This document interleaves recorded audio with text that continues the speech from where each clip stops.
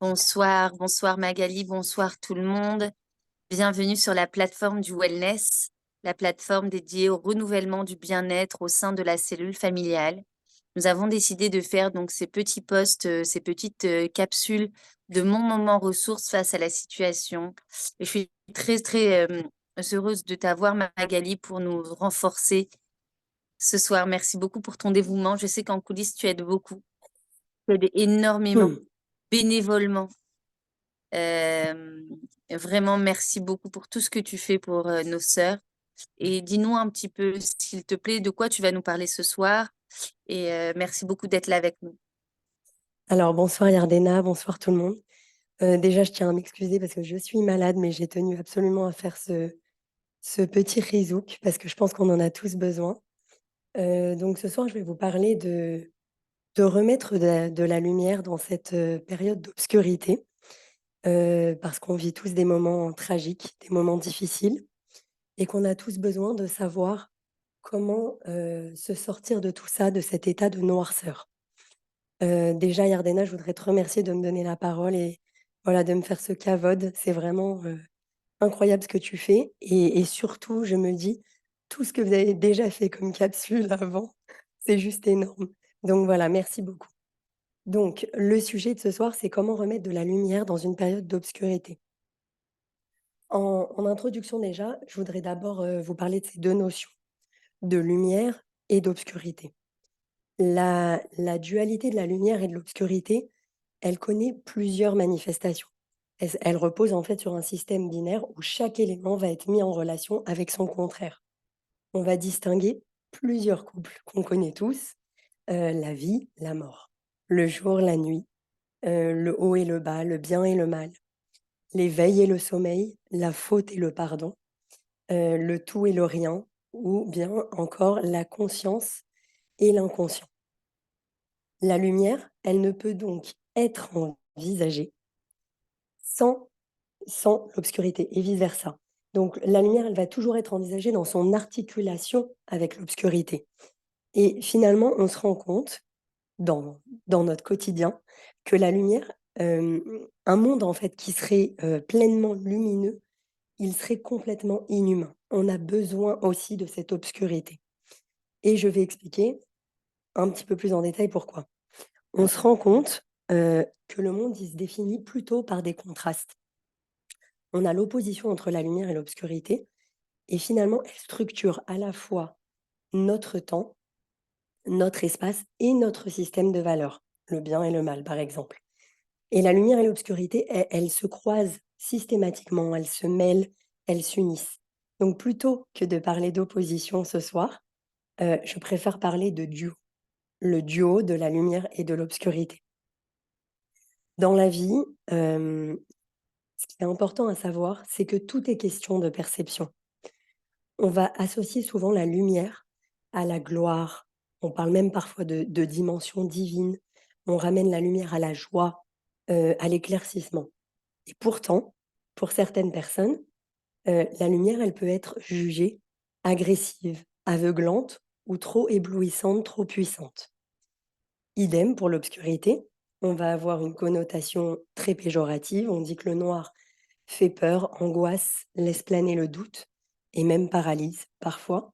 On l'associe au jour sombre et au néant, comme maintenant, comme ce qu'on vit actuellement. Mais on peut également penser que l'obscurité, elle apaise, elle calme, elle endort, elle ramène au silence et à la paix. Et l'obscurité, elle est parfois, justement, c'est quelque chose qui est parfois annonciateur de, de, de jours meilleurs, de miracles. D'accord. Donc, on a tous finalement des mécanismes de défense qui sont différents, des réactions qui sont différentes face à ce climat qui est anxiogène. Tout dépend en fait du regard qu'on va porter sur la période que l'on vit. On peut toujours voir le positif dans l'intensité de la situation que l'on vit actuellement. C'est à vous de décider, par vos pensées, la dynamique que vous voulez donner, que vous voulez attribuer à la période que vous vivez, aussi difficile soit-elle, dans n'importe quelle épreuve, même sans parler de guerre, même des épreuves personnelles. Et remettre de la lumière dans une période d'obscurité, ça peut véritablement, pour certaines personnes, être un défi. Mais je tiens à préciser que c'est faisable. Donc avec quelques exemples concrets que je vais vous donner, je vais vous expliquer vraiment de façon concrète comment on peut, remettre petit à petit de la lumière dans notre vie. Alors, déjà, vous pouvez, vous identifier à des pensées positives et écarter les pensées négatives. C'est-à-dire que on va les avoir, les pensées négatives, on va les laisser défiler devant nous. On ne va pas s'identifier à elles, d'accord? Et du coup, vous allez forcément, hem, attirer à vous, appeler les émotions agréables et vous débarrasser des énergies basses. Il n'y a pas de bonnes ou de mauvaises émotions. Chaque émotion, elle a une fonction et elle a un besoin. Par contre, c'est vrai que c'est plus naïm, c'est plus agréable pour nous quand ce sont de belles émotions comme la joie, le le le le plaisir, le kiff et cetera. Donc en fait, on a vraiment besoin de ressentir ça au quotidien dans notre vie. Sauf que quand on vit quelque chose d'aussi, abominable que maintenant, on a du mal à retrouver ces états-là. Donc, la première chose, c'est vraiment décider, en fait, ce que vous allez donner comme dynamique à vos pensées. Hem, je vais vous donner un exemple. J'ai beaucoup de personnes dans mes coachés qui m'ont dit, depuis 2 semaines, 3 semaines, quand je leur demande: «Qu'est-ce que tu imagines?» parce que tout le monde imagine le pire. Qu'est-ce qui te vient à l'esprit quand tu imagines?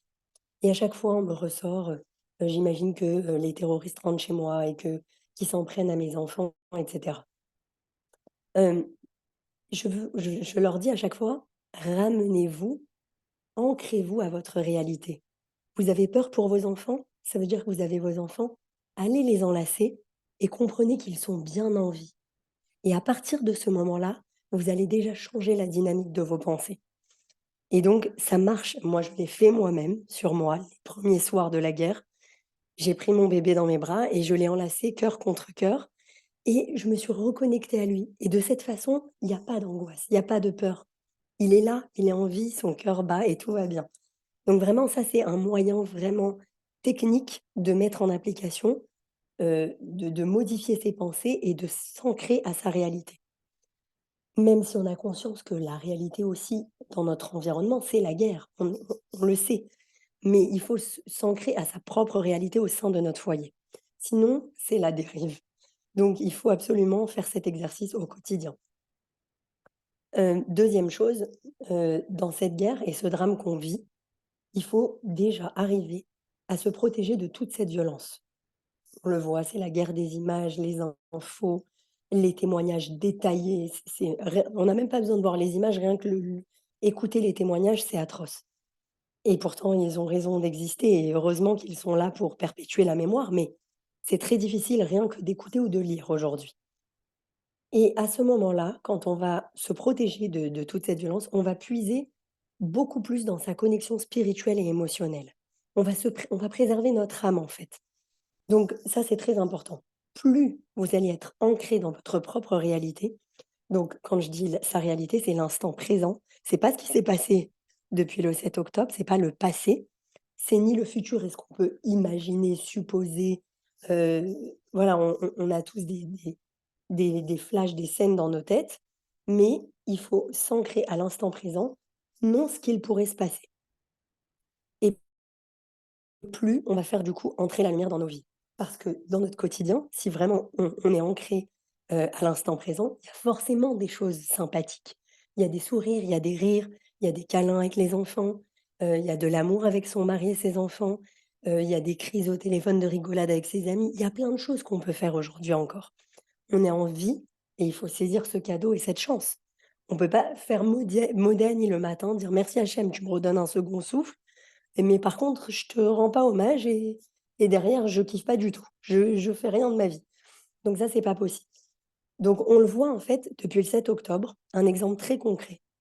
Après la sidération, même si on l'est toujours, mais il y a eu vraiment 3 4 jours de grande sidération où on commençait à découvrir, en fait, l'horreur. Et finalement, on se rend compte qu'après cette sidération, tout s'est très vite mis en place et les gens, ils ont activé le mode action.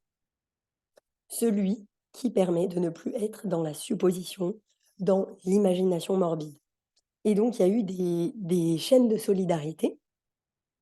Alors je donne des exemples, il y a eu, pour les Khayalim, pour les équipements et la nourriture, la sécurité pour la protection des civils.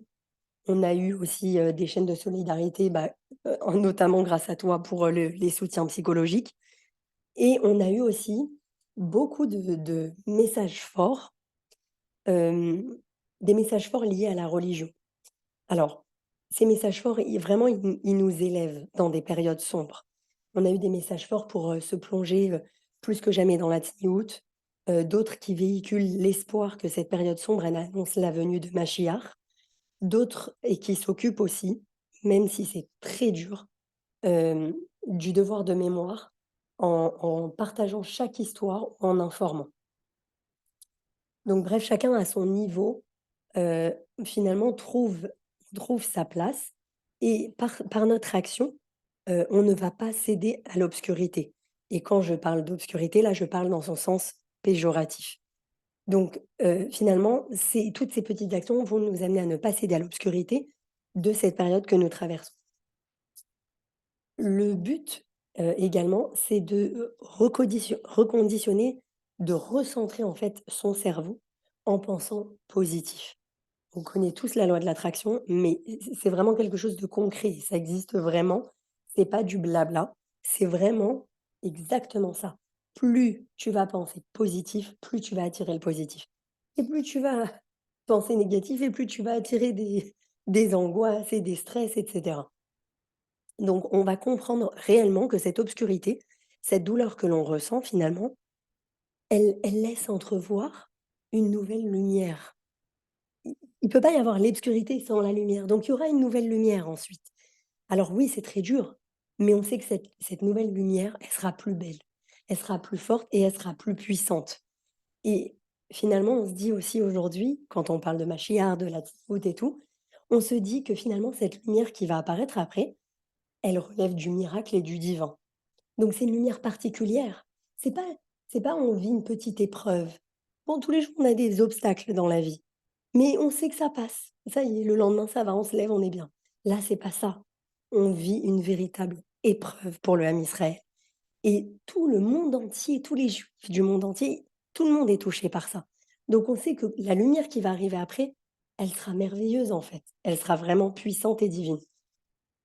Ensuite, il faut comprendre une chose qui est très importante, que je retrouve beaucoup dans mes coachings et du coup, ça provoque des angoisses.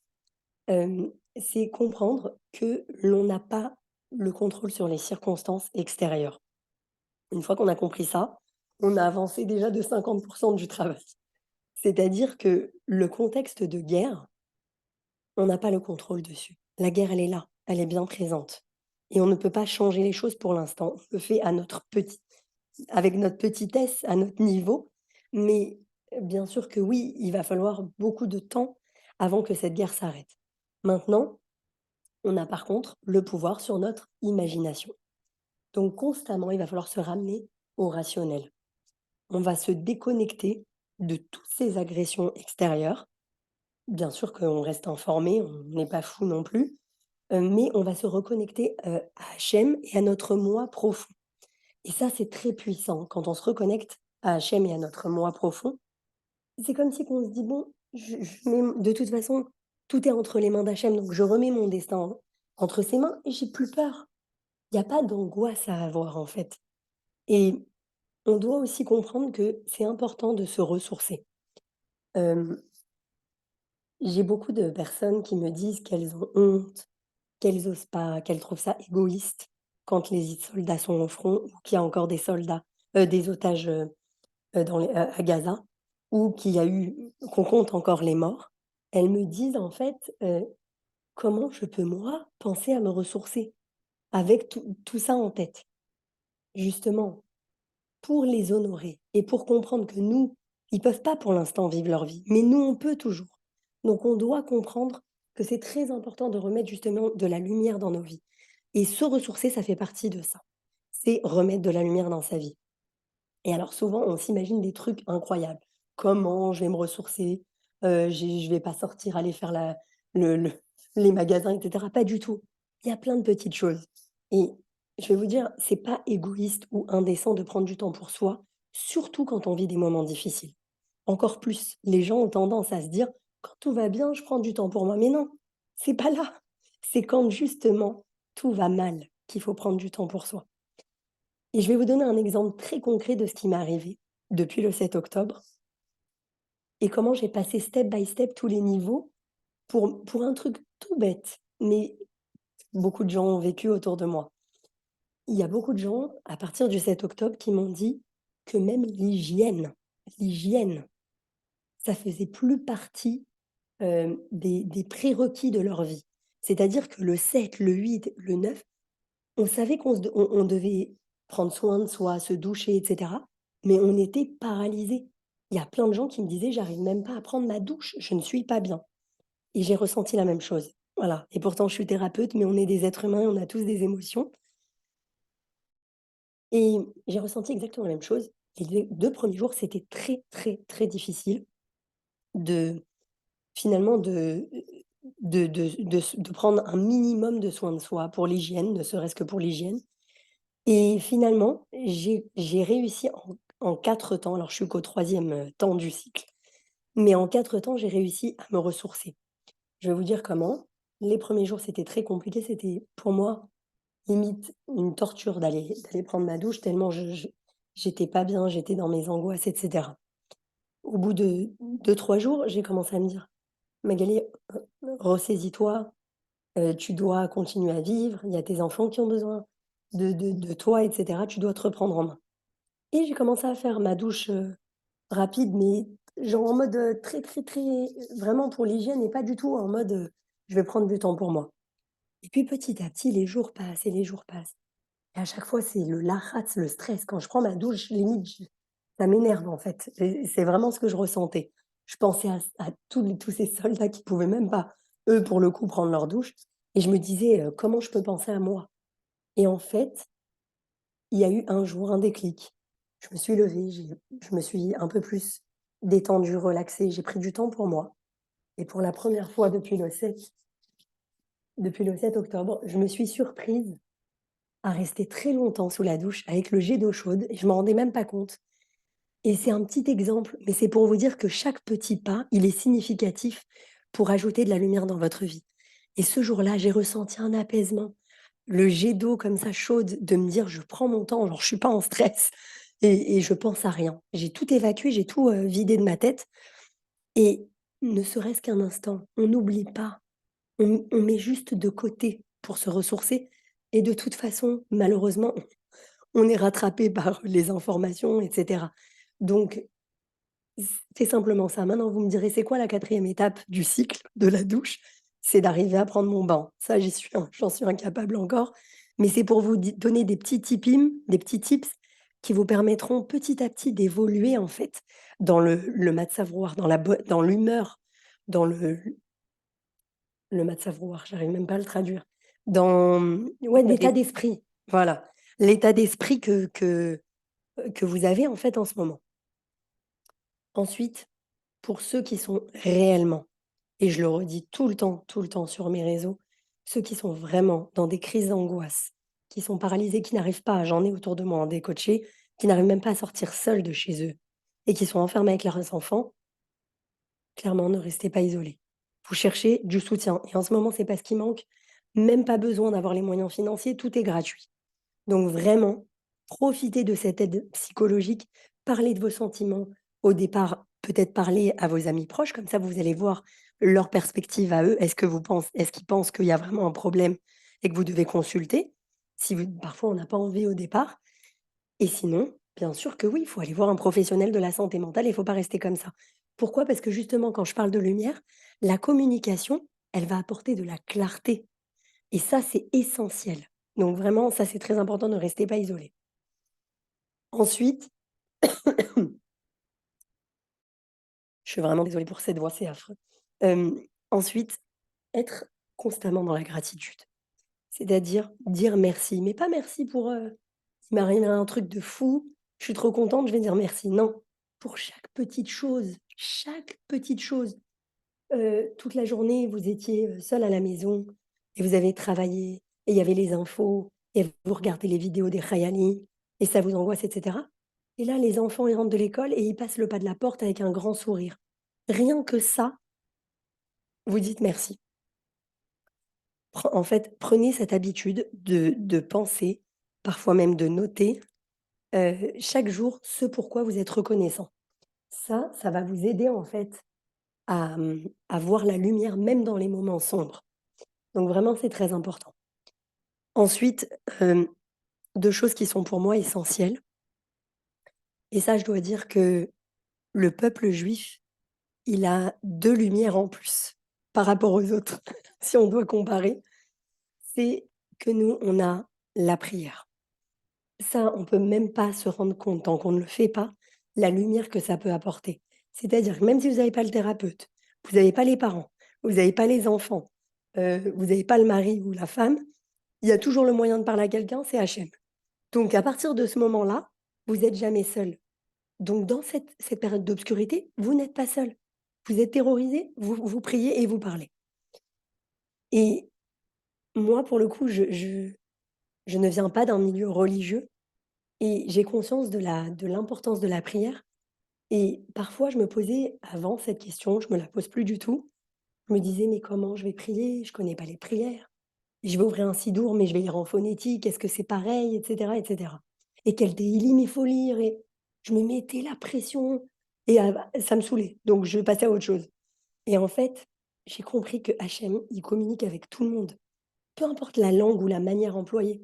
On lui parle comme je suis en train de vous parler, en fait. Parlez-lui très simplement, vous priez. Avant tout, vous dites merci. Avant de demander, vous dites merci pour ce que vous avez et ensuite, vous demandez ce dont vous avez besoin. Mais vraiment, l'importance de la prière, elle a un impact phénoménal sur les périodes sombres. C'est vraiment quelque chose de radical, je dirais, pour mettre de la lumière dans sa vie. Et la deuxième chose pour moi qui était capitale et effectivement qu'on a aussi, dans le peuple juif, c'est, de s'appuyer sur notre, Emouna. La Emouna, la foi, heu, ça peut paraître bizarre, mais, je je le dis vraiment, en toute sincérité, j'ai même pas peur de mourir. Je sais que tout est entre les mains d'Akadosh Baruch Hu. Je n'ai pas peur. Tous les jours, je pense même pas à un terroriste qui va rentrer chez moi, je pense même pas à ça. Parce que j'ai une connexion très spéciale. Le fait de n'avoir aucun doute que Akadosh Baruch Hu, il fait chaque chose pour une bonne raison, c'est déjà immense. Vous avez fait un énorme pas. Donc la Emouna, c'est vraiment une béquille. C'est la béquille sur laquelle vous pouvez vous appuyer pour amener de la lumière dans votre vie. Et il faut toujours se répéter cette phrase, mais c'est vrai en plus quand on dit à Kol les Tova, tout est pour le bien. Si vous avez une foi sans faille, vous ne devez avoir la crainte que d'Hachem. Rien d'autre. Pour moi, en fait, ce que je me dis tout le temps, je me dis que tout le reste, tout ce qui se passe, et tous ces gens-là, les terroristes, et les gens qui critiquent Israël dans le monde entier, et tout ça, c'est comme des marionnettes. Genre, il prend ses marionnettes comme ça et il dit: «Toi, tu vas faire ça, toi, tu vas faire ça». Mais c'est juste pour arriver à son but. À la fin, lui, il sait ce qui va se passer. Il a un objectif, il fait pas les choses n'importe comment. Donc en fait, quand on sait ça, on n'a pas de crainte, on n'a pas peur. En réalité, on se dit: «Tout est dans les mains d'Hachem» et ça sert à rien, mais vraiment à rien, de supposer et de présager des mauvaises choses. Voilà. Maintenant, quelques autres exemples concrets qu'on connaît déjà et qui ont certainement été cités dans le wellness, mais c'est pas grave. Je suis obligée d'en faire part parce que c'est vraiment des choses aussi essentielles. Prendre soin de sa santé physique, j'en suis la preuve vivante aujourd'hui. Une alimentation équilibrée, de l'exercice régulièrement et un bon sommeil, tout ça, ça a un impact positif sur votre bien-être général. À titre d'exemple, j'ai énormément travaillé, mais vraiment trop travaillé, encore plus que d'habitude depuis la guerre et je m'oubliais totalement. Donc tout ce que je viens de vous dire, je le faisais pas. Voilà, je prenais pas de pause déj, je dormais mais vraiment la nuit et quand j'étais fatiguée la journée, je faisais pas de sieste, je faisais rien.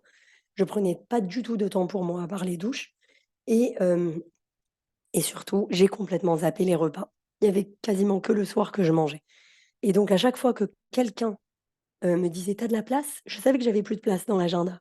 Bah, je faisais sauter la pause repas Et en fait, ça m'a amené à quoi? Hier, je suis tombée complètement malade, d'où mon état d'aujourd'hui. L'otite, les ganglions à la gorge, j'étais aphone totale et en fait, je n'ai pas appliqué ça et on se rend compte à quel point quand on ne s'écoute pas, on n'écoute pas son corps, on n'écoute pas le ce que l'esprit nous dit, ça foire totalement. Voilà, c'est pas possible qu'on reste comme ça, on n'est pas des surhumains. Donc vraiment prenez soin de votre, santé physique. Ensuite, fixez-vous des objectifs réalisables. Donnez-vous chaque jour, comme je vous ai dit pour la douche tout à l'heure, des petits défis à relever pour finalement vous donner ce sentiment d'accomplissement. On n'a pas fait des grandes choses, mais à notre niveau et avec cette période d'obscurité, c'est déjà énorme. Voilà. Et ensuite, cherchez des activités qui vous passionnent. Faire ce que vous aimez, mais vraiment ce que vous aimez pour apporter de la lumière à votre vie. Alors au début, c'est très clair, on va se forcer à chanter, on va se forcer à danser parce qu'on n'en a pas le cœur. On va, se mettre, dans des situations qui vont nous faire sourire ou rire, par exemple avec des amis, aller à l'anniversaire d'une amie, ou là tout à l'heure j'ai fait une partie de cette famille avec mon fils avant de dormir et je lui ai dit: «Bon allez, tu dois aller dormir mais c'est pas grave». Comme ça m'a mis dans un bon mood. Et je me suis dit: «J'ai kiffé ce moment avec mon fils» et on a rigolé, on n'a pas stressé, à regarder les infos. Donc ça, c'est très important d'éviter le plus possible, même si on ne peut pas tout éviter, les sources de stress inutiles. Évaluer en fait tout le temps ce qui vous cause du stress et essayer de réduire ces facteurs.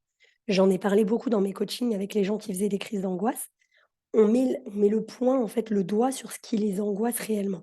Comment la crise d'angoisse se déclenche? Quel est l'élément déclencheur? Et à partir de ce moment-là, on élimine ou on réduit le facteur. Ceux, par exemple, qui ont eu des angoisses à cause des images, désolée, sur les réseaux, on a supprimé les applications. Ça sert à rien. On a déjà les informations, ça suffit.